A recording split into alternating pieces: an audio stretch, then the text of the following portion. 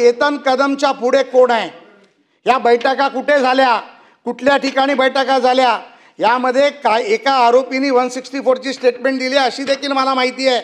यामध्ये पैसे भारताच्या बाहेर कोणी पाठवले, त्यामध्ये कोण आरोपी होतं, ईडी कोणाची चौकशी करते, कोण कोणाला मागे घालतं, या सगळ्याची चौकशी झाली पाहिजे।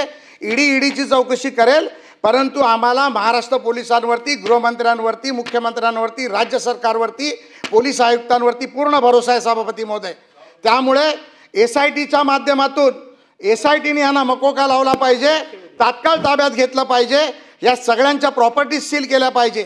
जे मंत्री महोदयांनी उत्तरात सांगितलं, कोणी हॉटेल घेतली, कोणी काय घेतलं, मी दिलेल्या पत्रामध्ये 503 पानांच्या पत्रामध्ये देखील अनेक ॲसेट्स मी दाखवलेले आहेत, काही डॉटेड लाईनवर पैसे गेलेत तेही दाखवले आहेत। यांच्या प्रॉपर्टी सील झाल्या पाहिजेत सभापती महोदय, आणि यांच्या मागे कोण आहे, कुठे बैठका झाल्या, कोणी आदेश दिले, काय केलं, हे देखील सभापती महोदय इथे होणार आहे का।